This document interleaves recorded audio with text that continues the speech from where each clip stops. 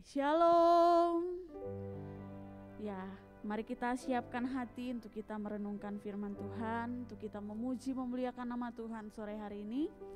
Sebelum kita lebih jauh untuk memuji Tuhan, untuk menyembah Tuhan, untuk bersekutu dengan Tuhan, saya rindu membacakan 2 ayat. Ayat ini memberkati saya secara pribadi dan saya berharap Bapak Ibu dan saudara-saudara juga diberkati dengan ayat ini.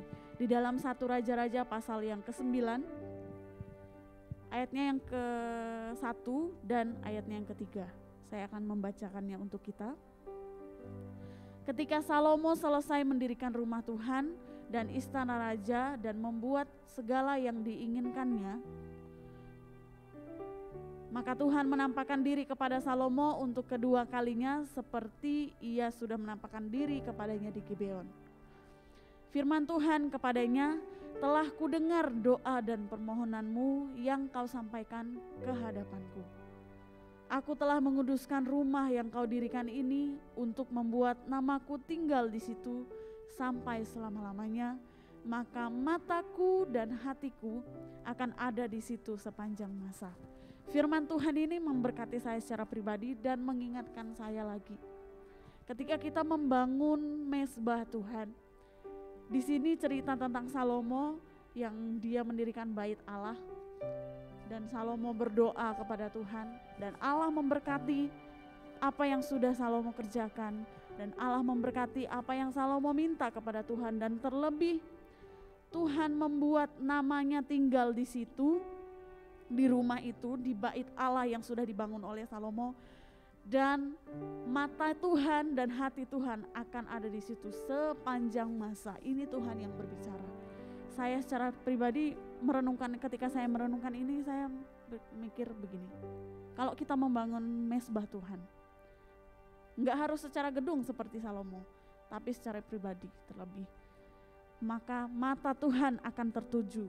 Tuhan akan senantiasa memperhatikan kita, memperhatikan setiap langkah, tindakan, perkataan, pikiran yang kita lakukan, dan hati Tuhan. Ketika hati Tuhan tinggal di dalam kehidupan kita, tinggal di dalam mezbah yang kita bangun setiap hari bersama-sama dengan Tuhan, ketika kita merindukan Tuhan hadir di situ, Tuhan akan hadir di situ.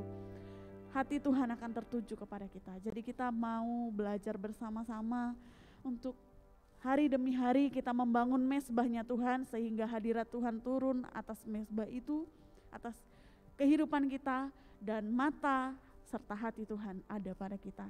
Ketika kita mau dituntun oleh Tuhan, kita berdoa, Tuhan tolong tuntun kami, pimpin kami.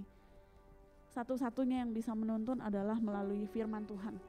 Tuhan akan berbicara kepada kita melalui firman-Nya, dan itu yang akan menjadi tuntunan untuk setiap kita melangkah, mengambil keputusan, bertindak, berpikir, dan lain sebagainya. Jadi mari kita mau belajar sama-sama, kita mau bangun mezbah bersama-sama dengan Tuhan, kita mau bangun persekutuan bersama-sama dengan Tuhan. Mari sore hari ini kita mau sungguh-sungguh datang ke hadirat Tuhan, kita mau menikmati hadirat Tuhan, kita mau mengundang Tuhan hadir bersama-sama dengan kita dalam seluruh kehidupan kita. Mari kita berdoa. Kami mengucap syukur ya Tuhan untuk setiap apa yang Engkau buat di dalam kehidupan kami. Ajar kami untuk terus percaya ya Bapa, bahwa rancangan-Mu dahsyat dan ajaib dalam hidup kami. Engkau membuat segala sesuatunya baik bagi kami ya Tuhan. Dan ajar kami hari demi hari untuk mengerti akan kehendak dan rencana Tuhan dalam hidup kami. Dan biarlah kami senantiasa ya Tuhan merindukan tuntunan Tuhan. Melalui firman Tuhan kami boleh membaca, merenungkan firman-Mu siang dan malam ya Tuhan. Biarlah firman-Mu itu yang akan menuntun setiap langkah kami, yang akan menuntun setiap kami dalam kami mengambil keputusan, dalam kami mengambil tindakan, berkata-kata ya Tuhan. Dan biarlah ya Bapa, setiap apapun yang kami kerjakan, apapun yang kami lakukan, semua berasal dari tuntunan Engkau ya Bapa. Sore hari ini Tuhan, kami rindu menikmati hadirat-Mu, kami rindu memuji memuliakan nama-Mu Tuhan, kami mengundang Roh Kudus-Mu hadir ya Bapa, dalam persekutuan ibadah kami ya Tuhan. Dan biarlah Engkau berkenan atas setiap pujian penyembahan yang akan kami naikkan kepadamu ya Bapa. Di dalam nama Tuhan Yesus kami berdoa dan mengucap syukur. Haleluya. Amin. Mari kita nyanyikan pujian sama-sama. Mari masuk gerbangnya, sebab Dia Tuhan yang baik. Dia baik dari sekarang sampai selama-lamanya. Mari masuk gerbangnya dengan hati bersyukur, halamannya dengan pujian.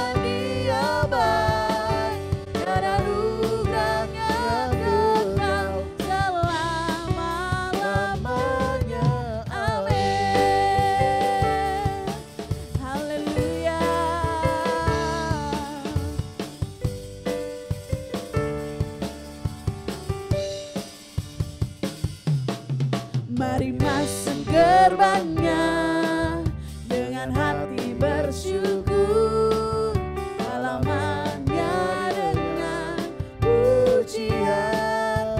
Penuhi baitnya dengan nyanyian syukur, hadiratnya penuh sukacita. Sebab Tuhan Dia baik dan anugerahnya kekal selama-lamanya. Amin. Sebab Tuhan Dia baik dan anugerahnya kekal selama-lamanya. Amin. Haleluya. Dia Allah yang baik.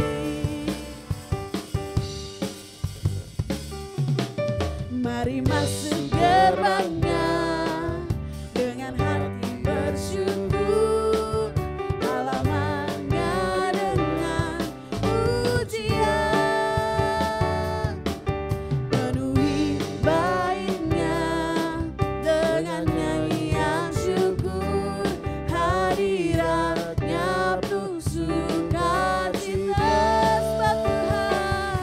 Sebab Tuhan Dia baik dan anugerahnya kekal selama-lamanya.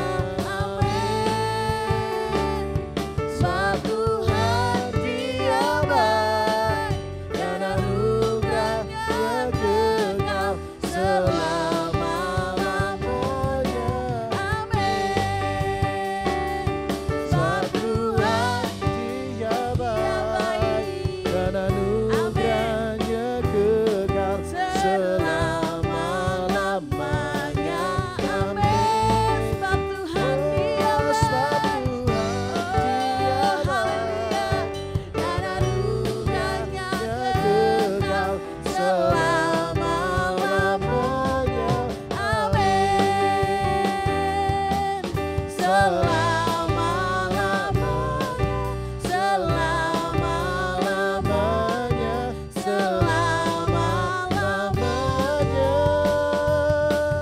Haleluya. Haleluya. Dia adalah Tuhan yang menjadi terang dalam hidup kita, yang menuntun setiap langkah kita, memimpin kita menuju kepada kebenaran yang kekal. Amin. Haleluya.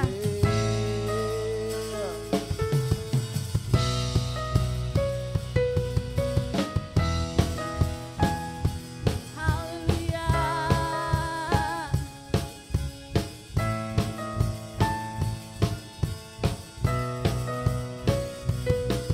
Satu hal yang ku pinta, ini yang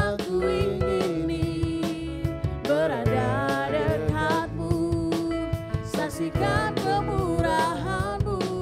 Satu hal yang ku mau, ini yang ku ingini, menikmati kasih di dalam anugerah-Mu. Tuhan adalah terangku, pemimpin hidupku. Kau buatku hidup di dalam rencana-Mu. Tiada ku takut, tiada ku gentar, bersama dengan-Mu yang aku percaya. Haleluya. Oh, oh, oh. Satu hal yang ku pinta, ini yang ku ingini, berada dekat-Mu, saksikan kemurahan-Mu. Satu hal yang ku mau, ini yang ku ingini, menikmati kasih di dalam anugerah-Mu. Tuhan adalah terangku, penuntun hidupku. Kau buatku hidup di dalam rencana-Mu. Tiada ku takut, tiada ku gentar, bersama dengan-Mu yang aku percaya. Oh, haleluya.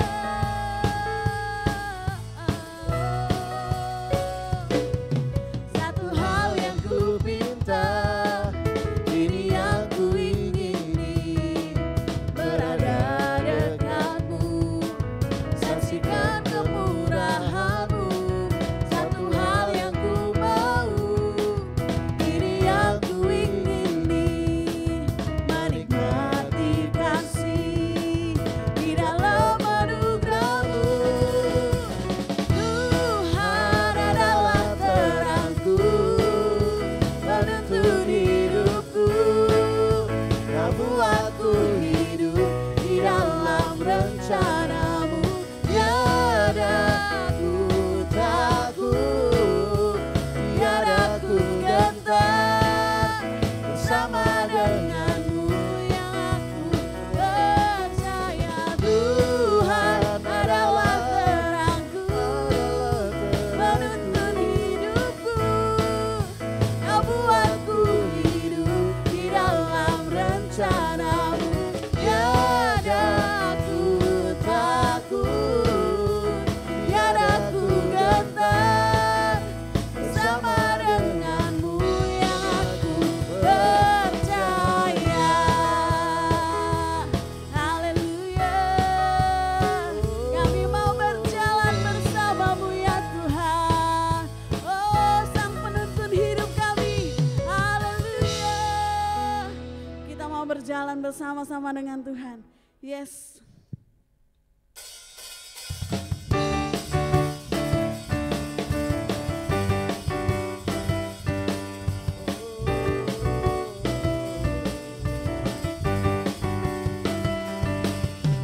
Tak pernah ku ragu akan kesetiaan-Mu.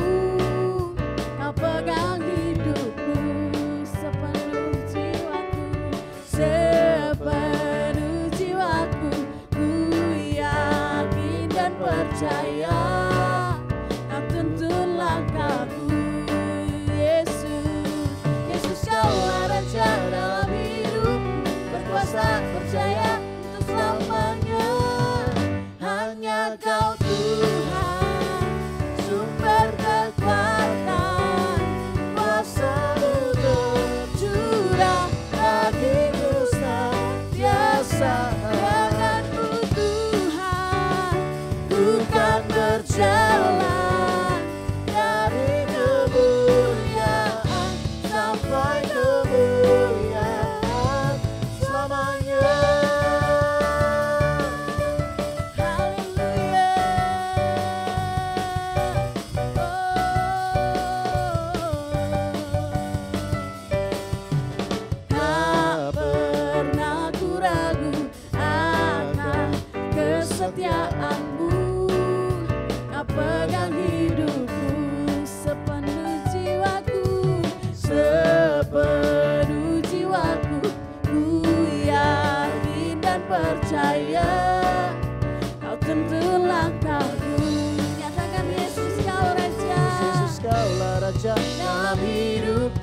berkuasa, percaya untuk selamanya. Hanya Kau Tuhan, sumber kekuatan. Haleluya.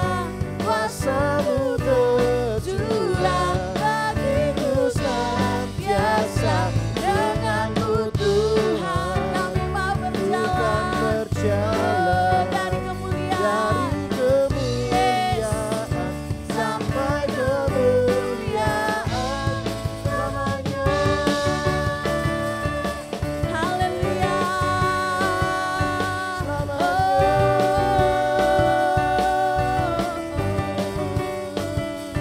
Selamanya. Tak pernah ku ragu akan kesetiaan-Mu. Kau pegang hidupku sepenuh jiwaku, sepenuh jiwaku. Ku yakin dan percaya Kau tuntun langkahku. Yesus, Yesus, Yesus, Kaulah raja dalam hidupku, berkuasa, percaya untuk selamanya. hanya Kau Tuhan, sumber kekuatan, kuasa-Mu tercurah bagiku senantiasa. Denganmu Tuhan, bukan berjalan dari kemuliaan sampai kemuliaan. Hanya Kau Tuhan, sumber kekuatan kami. Yes, kuasa-Mu tercurah bagiku senantiasa. Denganmu Tuhan, kami kan berjalan. Oh, dari kemuliaan sampai kemuliaan selamanya.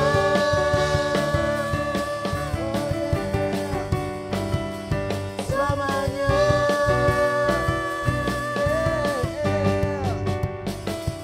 Selamanya. Haleluya. Mari kita mau siapkan hati untuk mendengarkan firman Tuhan. Kita buka hati kita untuk mendengar pesan yang ingin Tuhan sampaikan kepada setiap kita sore hari ini.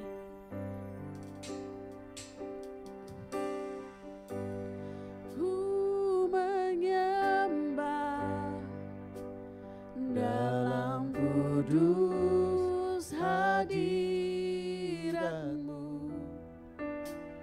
Hampiri tata kasih karunia-Mu Bapa.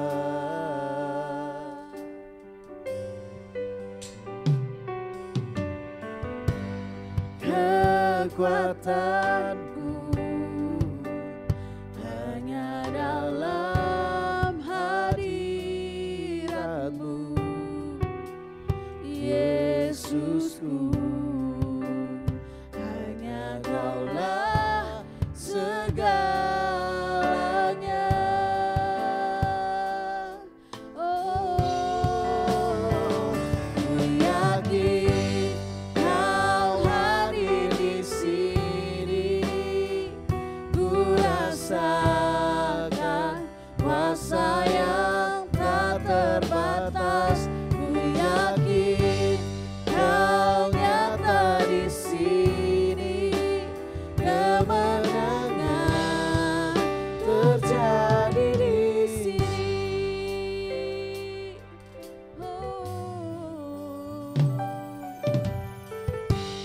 Ku menyembah dalam kudus hadirat-Mu.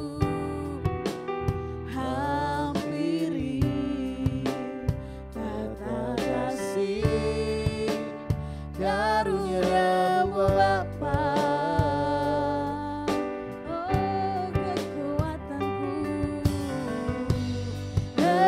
kekuatanku hanya dalam hadirat-Mu, Yesusku.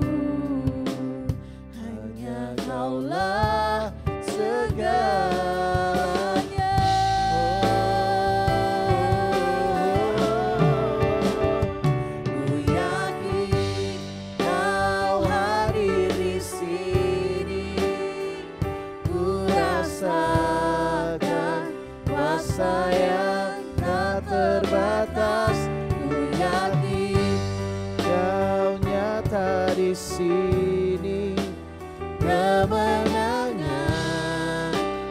terjadi di sini. Ku yakin Kau hadir di sini. Ku rasakan kuasa yang tak terbatas. Ku yakin Kau nyata di sini. Kemenangan terjadi di sini. Ku yakin Kau hadir di sini.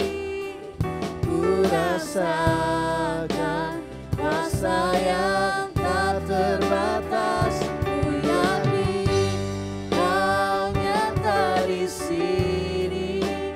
Kemenangan terjadi di sini. Kesembuhan terjadi di sini. Kelepasan terjadi di sini.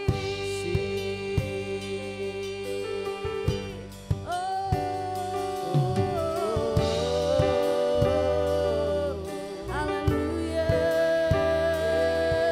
Kami mau percaya, saat Engkau hadir, kuasa-Mu mengurapi setiap kami. Kuasa-Mu memenuhi setiap kami, ya Tuhan.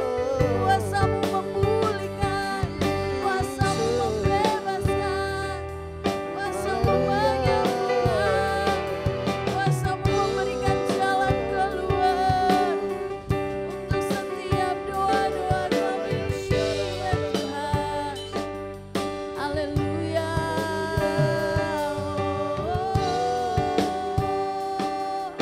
Haleluya. Kami mau berjalan bersama Engkau, Tuhan, Raja di atas segala raja.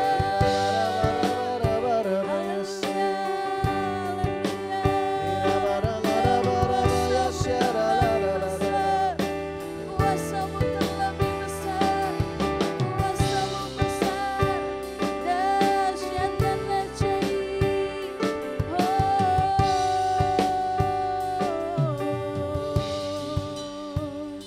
Haleluya, haleluya.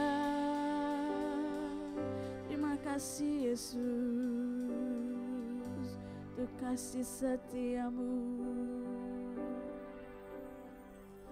Ku yakin Kau hadir di sini. Ku rasakan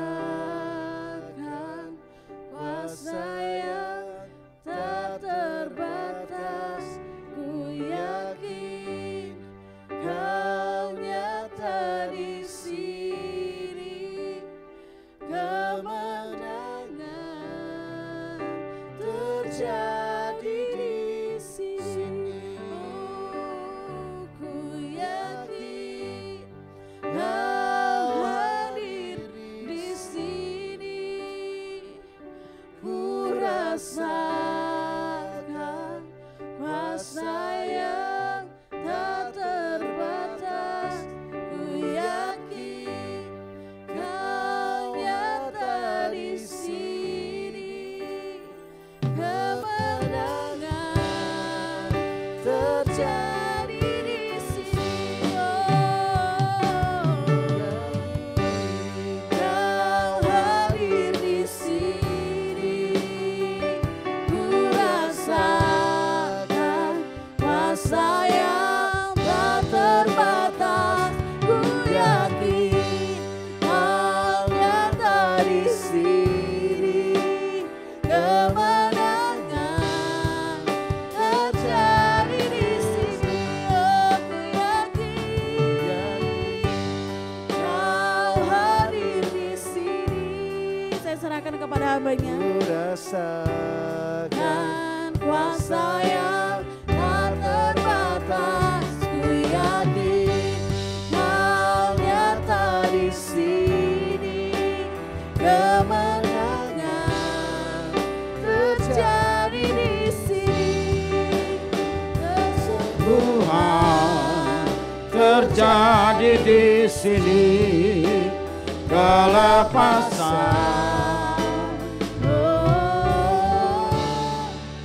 terjadi di sini.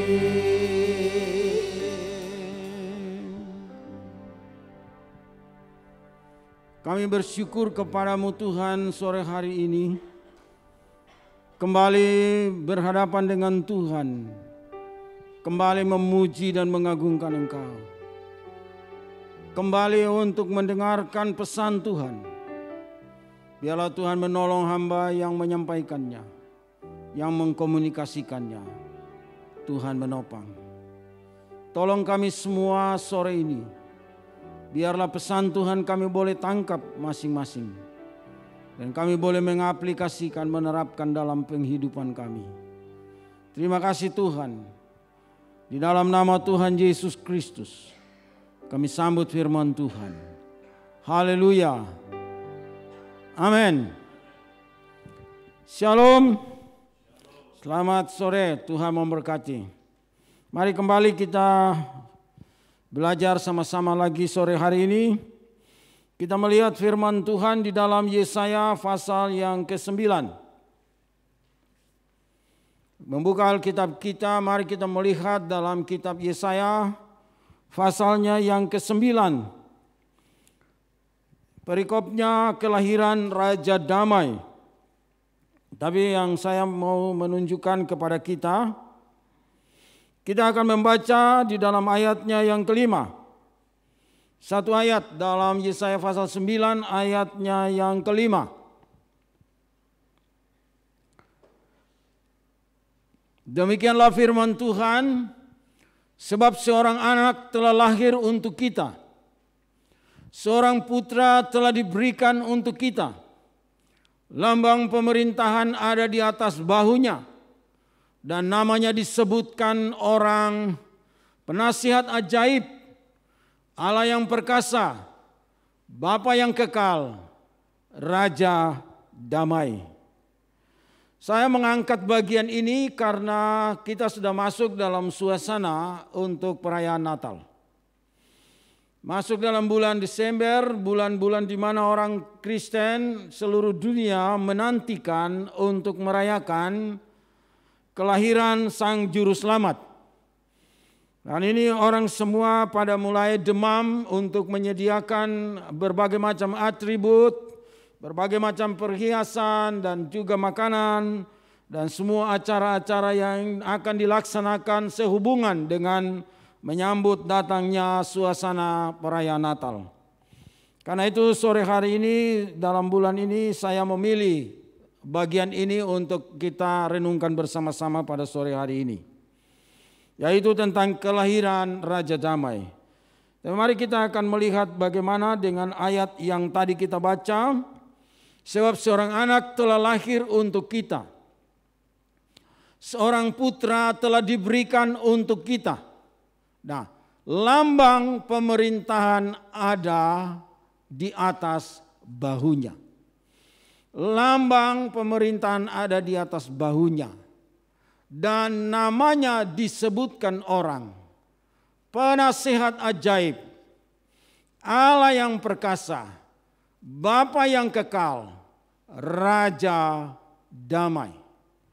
Namanya disebutkan orang. Ini kita melihat, kita akan menyoroti tentang nama yang disebutkan orang.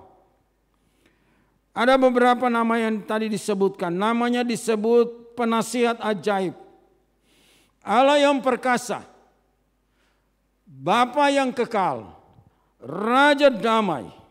Nah, kita lihat, ini adalah gelar yang diberikan, atau nama-nama sebagai gelar yang diberikan kepada Yesus, kepada Sang Putra yang akan datang. Nubuat dari Yesaya Nabi ini. Dan ini sudah dinubuatkan dan sudah diberikan gelar nama. Dan saudara, di situ ada disebutkan 4 nama yang diberikan. Ada 4 gelar yang diberikan sebagai penasehat yang ajaib. Pertama, yang kedua sebagai Allah yang perkasa. Yang ketiga sebagai Bapa yang kekal. Dan yang keempat, sebagai Raja Damai. Mari kita perhatikan gelar atau nama yang diberikan yang pertama, yaitu Penasehat yang Ajaib. Kita melihat karena nama, saya mau sebelum kita masuk dalam pembahasan tentang gelar-gelar ini, nama itu menyangkut dengan karya. Nama itu menyangkut dengan pekerjaan. Nama itu menyangkut dengan apa yang dilakukannya.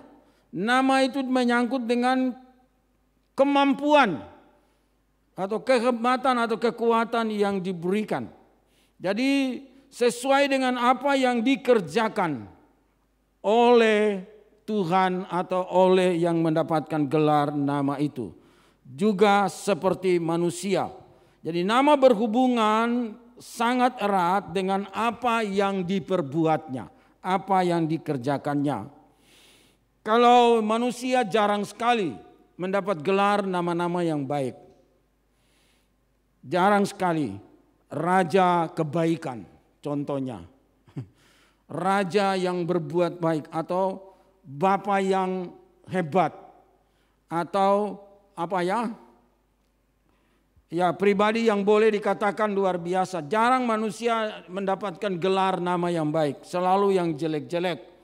Seperti raja narkoba, raja judi. Yang jelek-jelek itu manusia lebih banyak dominan ke sana. Jarang kok ada manusia yang dibilang raja damai dan lain sebagainya. Karena memang manusia belum bisa dan tidak dapat melakukan hal-hal yang lebih baik daripada Tuhan. Nah, sekarang kita melihat gelar yang pertama adalah Penasihat Ajaib, atau nama yang diberikan pertama adalah Penasihat Ajaib.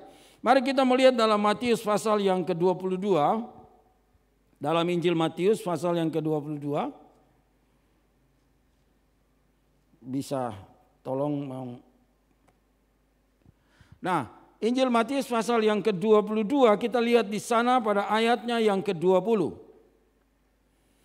Matius 22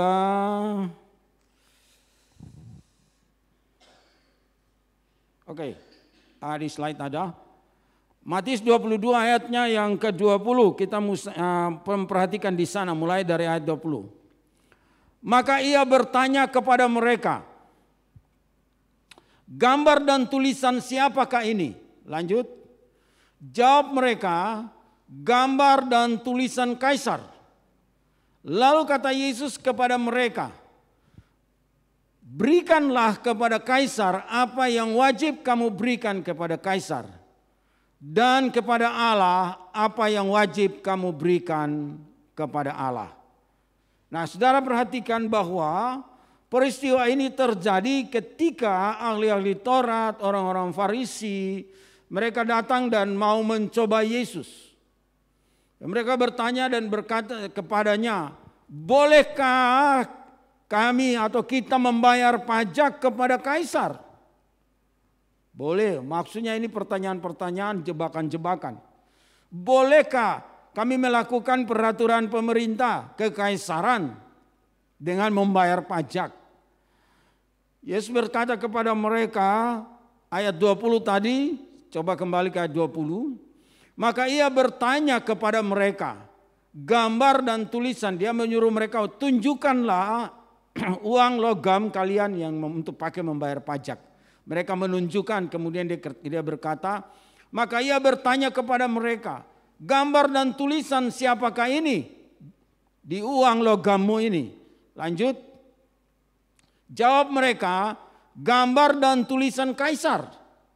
Lalu kata Yesus kepada mereka, berikanlah kepada Kaisar apa yang wajib kamu berikan kepada Kaisar, dan kepada Allah apa yang wajib kamu berikan kepada Allah. Lanjut. Mendengar itu heranlah mereka dan meninggalkan Yesus lalu pergi. Lanjut. Pada hari itu datanglah kepada Yesus beberapa orang Saduki yang berpendapat bahwa tidak ada, sampai di situ, sampai dengan tadi saja. Nah, Bapak Ibu Saudara perhatikan. Jadi inilah dikatakan penasehat yang ajaib. Dia memberikan penjelasan kepada mereka dengan pengajaran luar biasa. Bahwa mereka menjebak dia, mau menjebak Tuhan, mau menjebak Yesus tentang urusannya dengan kenegaraan, tentang urusannya dengan pemerintahan, tentang urusannya dengan kekaisaran. Karena itu mereka bertanya dan kepada dia, dan kita melihat bagaimana cara Tuhan menjawab. Jawabannya tidak menyakitkan. Jawabannya tidak menyinggung perasaan. Jawabannya itu bersifat pengetahuan dan itu sungguh luar biasa, masuk akal dan dapat diterima. Inilah yang disebut penasehat yang ajaib. Karena dia memberikan persoalannya kepada mereka dan mereka menjawabnya sendiri. Gambar dan tulisan siapa? Mereka menjawabnya kaisar. Mereka mengakuinya bahwa itu benar, punya kaisar. Karena itu Yesus berkata, berikanlah kepada kaisar apa yang wajib kamu berikan kepada kaisar, dan berikanlah kepada Tuhan apa yang wajib kamu berikan kepada Tuhan. Itulah yang disebut penasehat yang ajaib. Jawabannya tanpa sebuah rekayasa, jawabannya tanpa menyinggung, tanpa memojokkan, tetapi sangat masuk akal, dapat diterima, dan itu kebenaran yang tidak dapat dibantah. Karena itulah itu salah satu contoh di dalam Alkitab tentang nama penasehat yang ajaib. Tentu ada banyak contoh yang lain. Nah, hal ini mengajar kepada saudara dan saya bahwa kita belajar untuk tampil menjadi penasehat. Saya mengangkat ini bahwa mari kita belajar dari Yesus. Ada banyak contoh di Alkitab bagaimana Yesus menanggapi persoalan. Bagaimana Yesus menanggapi masalah. Bagaimana Yesus menanggapi persoalan-persoalan yang datang. Baik untuk menyoroti dia ataupun juga orang lain. Tetapi dia menjawabnya dengan bijaksana. Kita belajar. Ada banyak orang yang kepingin tampil menjadi penasehat. Mau untuk selalu mengoreksi orang. Mau untuk selalu mendidik orang. Mau selalu untuk mengajar orang. Tapi kadang-kala kita keliru. Kita memberikan jawaban-jawaban. Kadang-kala kita tampil. Kita mau menasihati orang tetapi menyinggung perasaan orang. Kita mau menasihati orang tetapi justru menimbulkan persoalan yang baru. Kita mau untuk memberikan jawaban kepada orang tapi justru jawaban itu menimbulkan persoalan baru yang sangat sulit untuk menyelesaikan persoalan yang terjadi. Kita melihat bahwa Yesus tampil sebagai penasehat yang ajaib. Karena setiap jawabannya orang tidak dapat membantah. Setiap jawabannya orang tidak dapat mengelak. Setiap jawabannya memuaskan, logika, masuk akal, dapat diterima, dan boleh dikatakan diaminkan. Ya, mari saudara Bapak Ibu kita belajar dari Yesus. Kalau kita khususnya orang-orang yang selalu tampil menjadi orang-orang yang untuk menyelesaikan persoalan. Belajarlah mengamati masalah dengan benar, bertanya dengan tepat, dan memberikan jawaban dengan tepat. Luar biasa. Inilah yang perlu kita belajar. Yang kedua, gelar yang kedua atau nama yang kedua diberikan adalah Allah yang perkasa. Mari kita melihat dalam Yohanes pasal 14. Injil Yohanes pasal yang ke-14. Kita lihat dari ayat 11. Yohanes 14 mulai dari ayat yang ke-11. Dikatakan di situ, Allah yang perkasa seperti apa?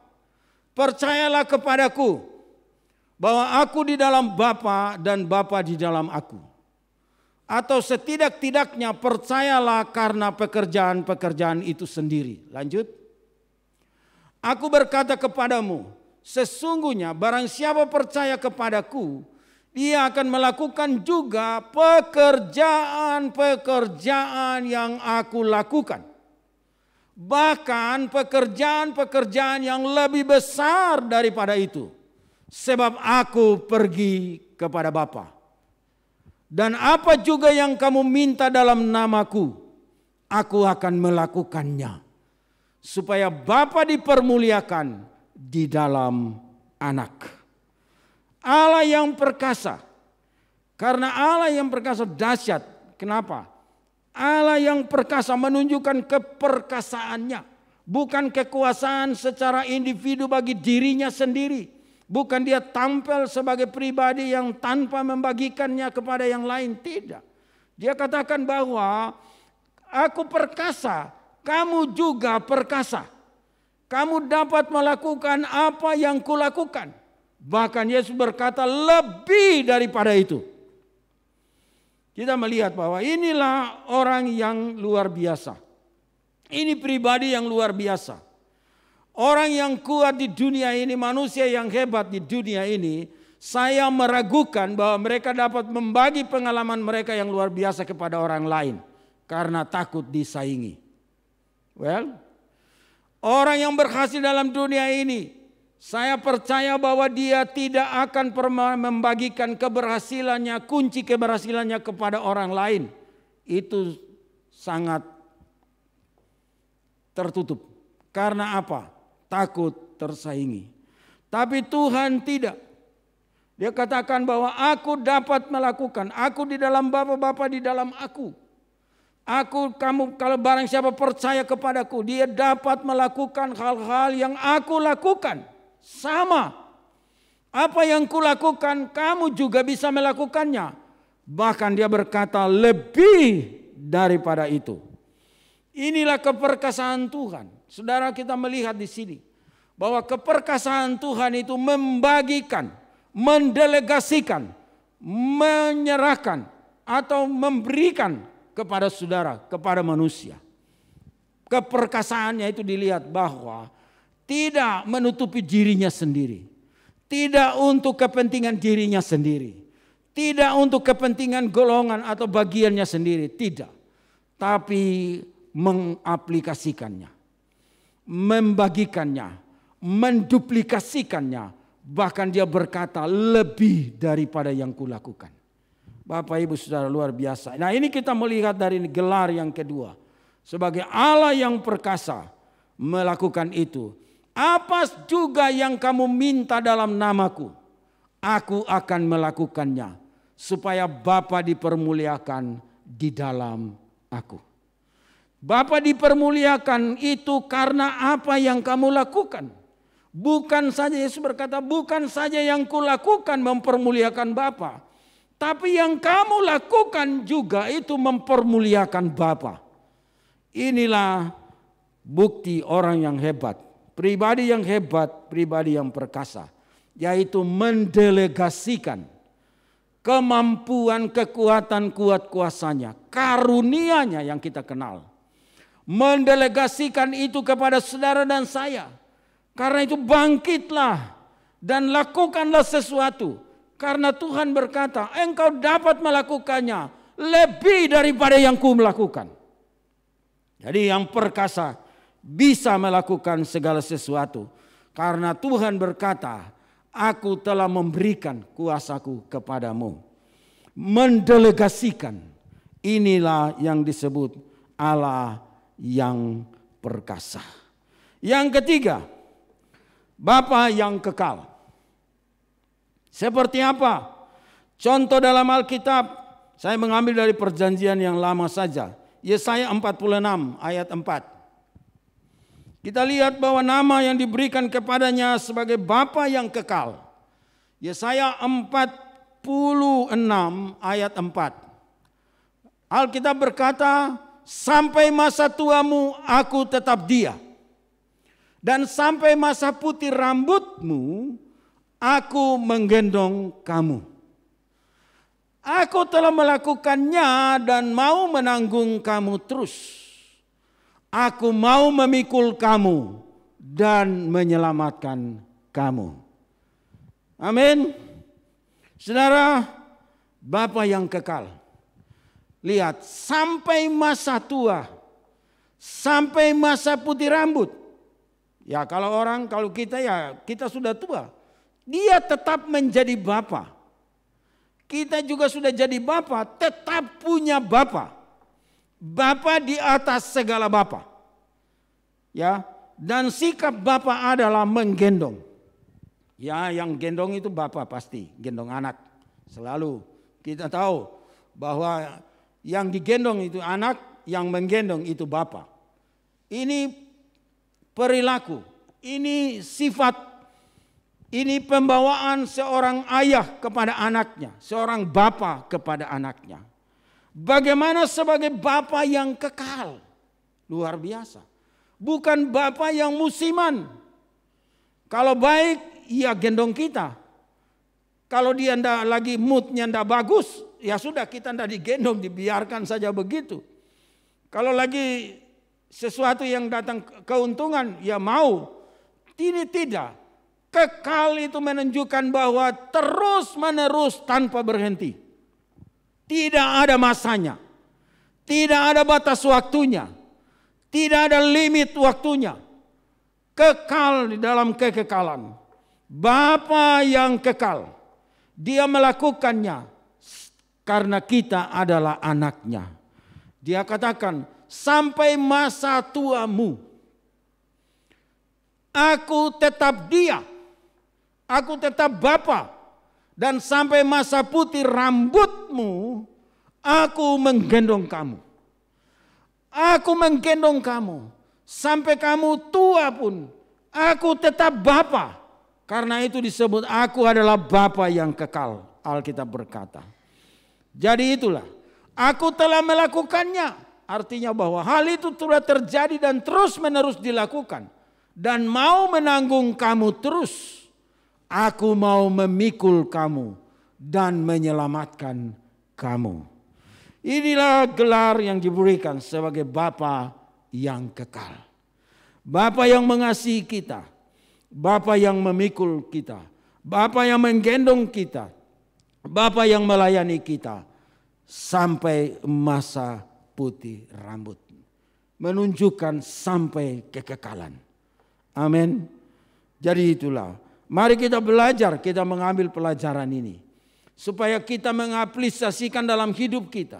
Kita menerapkan sebagai bapa, sebagai orang-orang yang bertanggung jawab bagi anak-anak kita.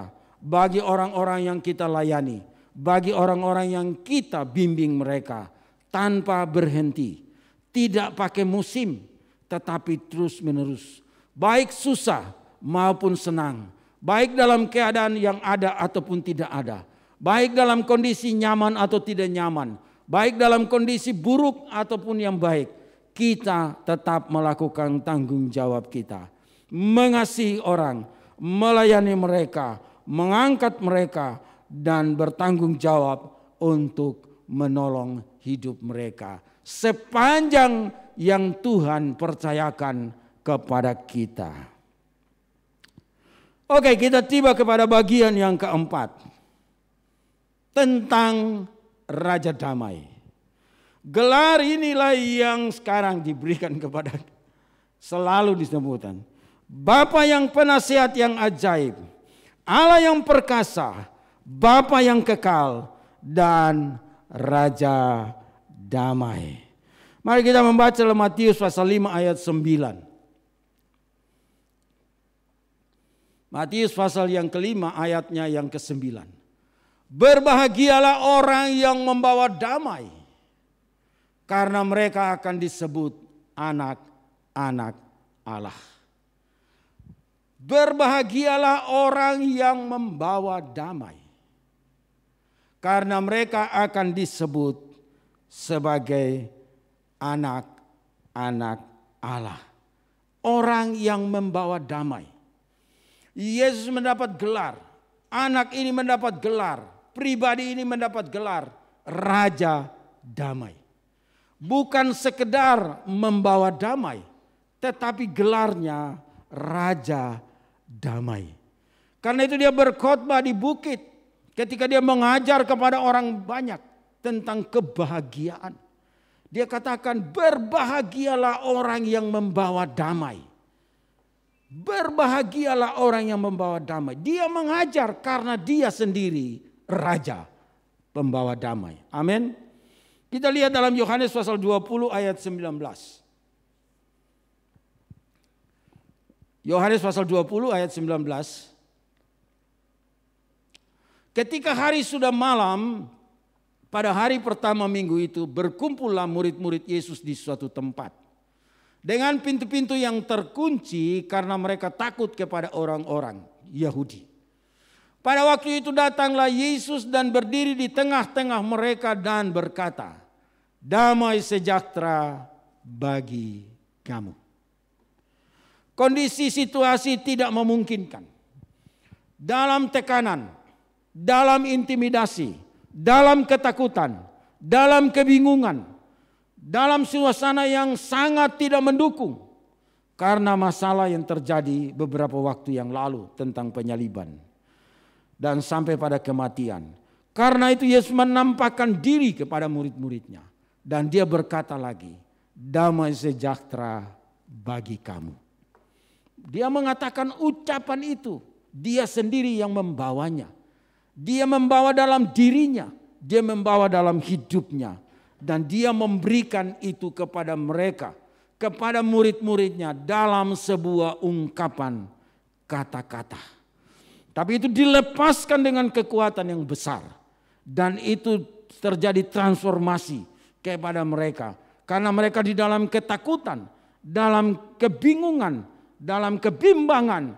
Dan tentu yang mereka butuhkan adalah kedamaian. Karena itu Yesus datang dan dia berkata, "Damai sejahtera bagi kamu." Inilah gelar, kenapa? Karena dia adalah Raja Damai. Dia membawa itu, dia mengerjakan itu. Dia datang, dia memberikannya kepada murid-muridnya. Satu ayat lagi dalam Yohanes 14 ayat 27. Injil Yohanes pasal 14 ayatnya yang ke-27.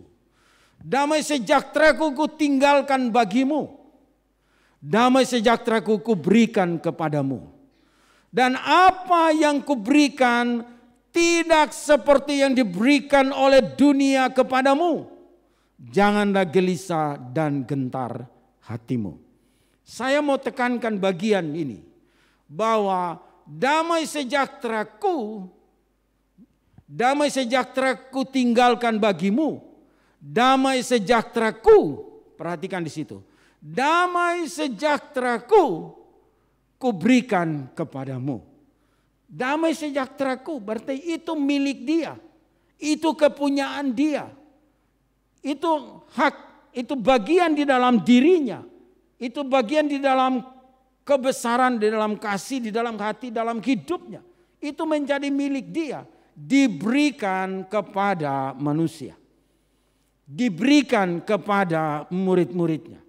Diberikan kepada mereka yang membutuhkan. Karena dia bilang, "Damai sejahteraku kuberikan kepadamu." Karena itu dikatakan, dan apa yang kuberikan tidak seperti yang diberikan oleh dunia.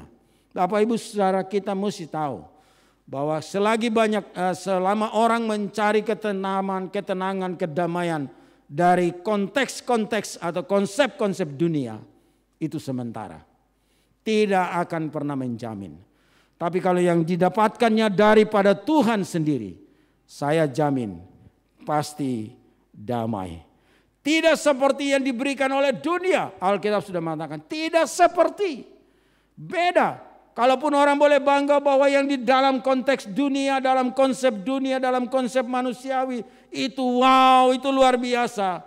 Alkitab berkata tidak sama. Dari Tuhan luar biasa. Karena punya Tuhan diberikan kepada saudara dan saya. Karena dia raja, berarti dia pemiliknya. Dia yang punya, diberikan kepada kita. Nah, inilah gelar-gelar yang dinubuatkan kepada Sang Mesias atau Sang Juru Selamat itu. Penasihat yang ajaib, Allah yang perkasa, Bapa yang kekal, Raja Damai. Raja Damai ini yang diperingatkan, dirayakan setiap bulan Desember. Kita menyambut suasana Natal. Dan Natal membawa sukacita, Natal membawa kedamaian. Tidak ada Natal menciptakan perang. Kalau ada Natal yang menciptakan perang, orang berkelahi, orang bertengkar, itu bukan Natal.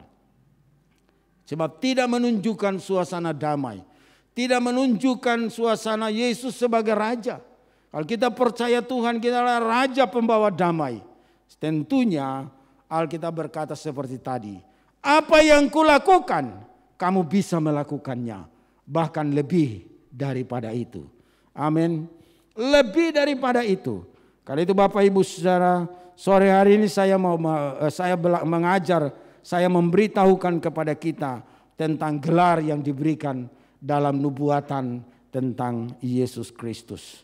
Sebagai penasehat yang ajaib seperti apa? Contoh Alkitab tadi. Sebagai Allah yang perkasa seperti apa? Ada contoh tadi di Alkitab. Sebagai Bapa yang kekal, ada contoh tadi yang kita lihat. Dan sebagai Raja Damai. Inilah kita bisa mengenal Tuhan kita seperti apa. Yesus tampil seperti apa. Dan semua ini dikerjakan dalam konteksnya sebagai manusia di dalam dunia. Dan kita bersyukur punya Tuhan yang memberikan kuasanya kepada kita. Apa yang kuberikan kepada kamu tidak seperti yang diberikan oleh dunia kepada kita. Saya berpikir itu saja yang perlu sore hari ini disampaikan kepada kita. Supaya kita merenungkannya. Bahwa dalam suasana Natal ini dan menyambut kedamaian Tuhan. Mari kita tampil sebagai orang-orang yang diberkati oleh Tuhan. Yang dipercayakan oleh Tuhan. Untuk mengaplikasikan, untuk menunjukkan kedamaian seperti apa yang Tuhan percayakan kepada kita. Untuk menunjukkan kepada orang lain. Mari Tuhan memberikan kepada kita, kuasanya diberikan, kemampuannya diberikan, semuanya diberikan. Bahkan dia bilang kamu bisa melakukan lebih daripada yang kulakukan. Tunjukkan itu bagi siapa saja di suasana Natal ini. Berikanlah itu kepada siapa saja di suasana Natal ini. Datanglah, tampillah sebagai orang-orang yang membawa kedamaian. Supaya orang-orang menikmati itu dalam suasana Natal ini. Bawa Yesus dengan perbuatannya kepada mereka. Supaya mereka diberkati dan kita menjadi saluran berkat. Amin. Mari kita berdoa. Tuhan, kami bersyukur kepadamu sore hari ini. Oleh anugerah berkat kasih karuniamu, Engkau menolong kami untuk memahami bahwa gelar-gelar yang disebutkan ini menyangkut dengan perbuatanmu. Karena itu Tuhan, kami mau juga melakukan apa yang dapat kami lakukan sebagai bagian di dalam menunjukkan kasih cintamu kepada dunia. Tolong kami di suasana Natal ini untuk membagikan kasih-Mu, damai-Mu kepada orang lain. Biarlah kami tampil dengan membawa itu, sebab bukan untuk kebaikan kami saja, tetapi demi memuliakan Engkau, supaya Engkau dinyatakan bagi dunia. Beri kami kemampuan untuk mengaplikasikan kedamaian itu. Meskipun suasana kami tidak baik-baik, tapi kami mau bawa itu kepada orang lain untuk menikmatinya. Terima kasih buat pesan firman Tuhan sore hari ini yang menolong kami. Terutama kami tampil sebagai pembawa, pemberi kedamaian. Puji nama Tuhan. Terima kasih untuk saudara-saudara, berkatilah mereka yang mendengarkannya dan mengikutinya. Tuhan berkati. Terima kasih Tuhan. Angkat tangan saudara dan terima berkat. Kasih karunia datang dari Allah yang menciptakan langit dan bumi. Dalam pertolongan Tuhan Yesus Kristus menyertai kita. Dalam pimpinan karya Roh Kudus membimbing kita senantiasa. Dari hari ini sampai selama-lamanya. Haleluya. Amin.